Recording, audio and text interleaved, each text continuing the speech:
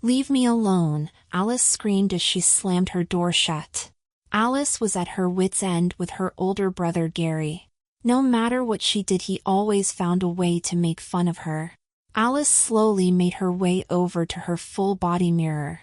"I know I have put on a few pounds since I have been in college, but that doesn't mean he should call me fat ass," Alice said aloud as she twisted her body in an effort to look at her ass. Alice finally managed to position herself so she could get a clear look at her behind. There was no denying that it had grown larger since she had left for college a year ago, but it didn't look that bad, she thought. Alice sighed and began to examine the rest of her body. Alice wasn't the hottest woman out there, but she thought that she was cute enough. Alice was about 5 foot tall, long blonde hair, blue eyes, and a smile that could floor the best of them. That being said, the 10 pounds that she had gained since college was more pronounced because of her height. She had the beginnings of some love handles, and her once firm midsection was a little soft. Alice frowned as she continued her examination. She had always suffered from a lack of self-confidence due to her quiet nature, and her body was always something that she could hang her hat on. "At least some of the weight has gone to my girls," Alice sighed as she squeezed her chest. Her boobs jiggled slightly as she pushed them up in her tank top. They weren't the biggest in the world, but Alice thought that C-cups were good enough, especially due to her height. Alice stopped fondling herself and began to examine the rest of her room.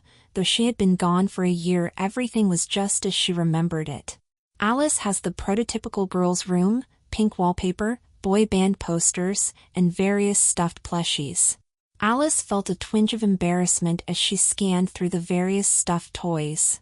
While going through her plushies, she noticed a strange note attached to her favorite stuffed pink bear. "What is this?" Alice said aloud as she tore the note off the bear. The note read, "Dear Miss, after watching the latest incident involving your older brother, we felt as though we can no longer turn a blind eye to your circumstance. In order to make up for our delay in assisting you, please feel free to use this item to your heart's content. Love, someone that care." Alice looked from the note to the crystal that was hanging around the pink bear's neck. The crystal didn't look special. If anything, it looked like some cheap item that could be purchased at any dollar store. "What the hell?" Alice said aloud. "I'm sure this is just some dumb prank from Gary, but I will give it a shot." Alice grabbed the necklace and put it around the neck. Once around her neck, Alice expected to feel something, anything. However, she felt no different. Alice said aloud, "Maybe I have to say something for this to work." After thinking for a few moments, an idea hit Alice. "I want all the weight that I gained in college to disappear." Alice felt a strange sensation rumble through her body, and she had to steady herself from falling. Once she regained her balance, Alice turned excitedly towards her mirror. "Yes!" Alice yelled, perhaps a little too loudly. "I can't believe this worked." Alice's body had returned to its pre-college form. Her tummy was firm, all traces of love handles were gone, and her ass was back to its firm shape. "Keep it down up there," a voice yelled from downstairs. Alice simply smiled and proceeded out of her room and down the steps. Sitting in the living room was her bother Gary. Alice slowly took stock of all of Gary's features. He was about 5 feet 6 inches, blonde hair, blue eyes, and was on the scrawny side. Gary smiled as he heard his sister come running down the steps. He had been messing with her all day about the weight that she had put on in college. Gary, himself, had decided not to go to college 2 years ago and instead had been working with his dad shingling roofs. "Well, hello there, double stuff," Gary said without taking his eyes off the TV. If Gary had bothered to turn around, perhaps he would have a bit more careful with the remarks that he made. "You're a shit older brother, you know that," Alice said aloud. Gary scoffed and rolled his eyes. "So what if I am?" he said with a smirk. "What are you going to do about it? Sit on me with that fat ass of yours?" "You wouldn't be saying that if you knew what those remarks did to girls," Alice said behind clenched teeth. "Oh, boo-hoo, stop being a..." Gary struggled to get the words out of his mouth. His entire body felt off. "I need to," he said as he struggled to get to his feet. Alice watched in amazement as her brother started changing. Gary managed to get to his feet but was now staggering back and forth. His hair was getting longer now, almost to the middle of his back. His entire body seemed to be shrinking, his ramblings getting higher and higher in pitch. No. Gary moaned as he felt his body start to shrink. He could barely stand upright and the entire room seemed to be spinning around him. His eyes were wide in shock as he felt the hair on his head start to grow down the length of his back. His hands were getting smaller and more dainty, red polish appearing on his fingernails. What the? Gary moaned as he tried to rush towards Alice. Alice laughed as the much smaller Gary fell forward out of his pants and shoes. Gary was now on his hands and knees, blonde hair spilling over his face, his shirt almost completely covering his lower body. Alice couldn't help but notice the red fingernail polish on Gary's now dainty fingers. His little body heaved as the changes continued their course. Gary screamed, his hands reaching down towards his crotch.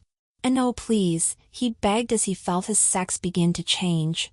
"Please help me," Gary moaned, crawling towards Alice. "You look so cute," Alice beamed as she looked his cute girlish face. "You are going to make a great little sister."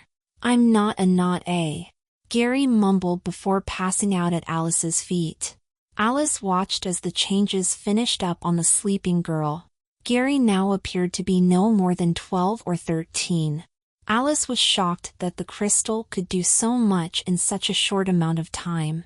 More than that, Alice was now concerned about how her parents would handle the change. Both of her parents were at work right now, but would be home soon. Alice stood there watching the sleeping girl, wondering how best to handle the situation she had created. Then it struck her, if the crystal could do all this, then maybe it could alter memories as well. "I want everyone, except me and Gary, to think that Gary has always been a young girl," Alice said with a sense of triumph. Alice didn't have to wait long before the changes began anew. Gary's image started to change in all of the family photos that decorated the living room. Soon enough, all of the spots that once held Gary was replaced with a beaming little girl in a pink dress. Alice snickered as she looked back at the sleeping Gary. While she had been distracted, Gary's clothes had changed as well. The sleeping girl was now wearing a pink top, a black skirt, and some white socks.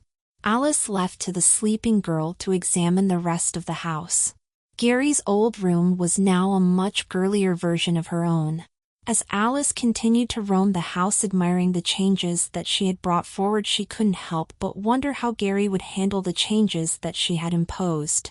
All she knew was that she didn't want to miss it. As if on cue, she heard a feminine scream from downstairs. Alice hurriedly made her way down the steps to see Gary on his knees sobbing. Alice decided that she wanted to have a little more fun with the new and improved Gary. "What's wrong, Gwen?" Alice asked with mocked concern. "I am not Gwen," Gary sobbed. "My name is Gwen." Gary's sobs died in his throat as his hands flew over his mouth. Alice stood over Gwen beaming. "What a cute shade of nail polish you have on, Gwen." Gary shook his head and started sobbing again. "Please turn me back," he moaned through his hands. "What do you mean, Gwen?" Alice asked. "Turn you back into what?" Gary's face reddened and he jumped to his feet. "You know what? I haven't always been a girl," he screamed. "Did you hit your head when you fell?" Gwen asked as she made a move to feel Gwen's forehead. Gary swatted Alice's hands away and stomped his foot. "Stop it," he screamed, tears streaking his cheeks. Alice felt a twinge of guilt over her actions as she watched Gwen stomp her feet on the ground in frustration. "You know," Alice said solemnly, "I might know what you're talking about if you were to apologize for what you said." Gary's tantrum stopped for a moment as he absorbed what Alice had just said. Gary's little fists clenched in both anger and humiliation. "You turned me into a little girl and you want me to apologize," he screamed. "No, I will not apologize to you," Gary continued. "I made a joke about your fat ass and you blow it completely out of proportion. As Gwen continued her tantrum, she failed to notice that all of the color in Alice's face had drained away. I gave you a chance, Alice said angrily. All you had to do was apologize. Gary carried on with his tantrum, oblivious to what Alice was muttering. I have a fat ass. Let me turn my brother into a girl. Bohoo, he screamed. All of a sudden Gwen stopped her tantrum in mid-scream and a blank look came over her face. What was I so upset about, sis? Gwen asked curiously. Alice smiled and said, It was nothing, Squirt. I was just picking on you because you said your boyfriend is coming over. Gwen's face flushed as she started playing with a stand of her hair. Oh, she giggled, feeling a little silly. I'm sorry, Alice said. It's not nice to pick on people and I know that you are still embarrassed about liking boys. Thanks, sis, Gwen said sweetly as she ran forward and hugged her big sister. Inside Gwen's mind, a piece of Gary that Alice had left intact was screaming in rage and frustration. Please, the voice cried. I'm sorry, Alice, I'm sorry. Alice simply smirked as she heard the voice scream in terror. It's far too late for apologies. Ding dong, oh my god, he's here, Gwen cried as she attempted to fix her hair. Do I look okay? She asked Alice. You look fine, Alice smirked. Alice watched as Gwen ran to the door and let her boyfriend Roger in. Using the crystal, Alice was able to find out that Roger was on the football team at Gwen's middle school and that he had inherited an old-school mindset regarding women from his father. Hey babe, Roger said as he leaned in to give Gwen a peck on the lips. Gwen swooned at this display of affection but also blushed due to the fact that her older sister was standing right there. That was so cute, Alice cooed at the happy couple. Gwen just rolled her eyes at her sister and led Roger over to the couch. Alice stood there watching the happy couple cuddle on the couch. As she started up the stairs, she could still hear Gary's pathetic attempts to take control of his body. I am a man, he said confidently. I will not let Gwen control me and I will get up and make Alice change me back, he said sternly. To his amazement, he felt Gwen start to get up. Yes, he screamed. I'm doing it! Gwen slowly got up and gave Roger another kiss. Of course I will make you a sandwich, hun, she cooed. It's a woman's duty after all. Alice just about fell down the steps after hearing that last comment. She knew she should probably tell Gwen that Roger was a sexist pig, but this was too much fun. Besides, Gary had the same mindset as Roger, so Alice considered it poetic justice. The last thing Alice saw before she went upstairs was Gwen standing in the kitchen making her man a sandwich, all the while Gary was screaming in impotent rage and humiliation.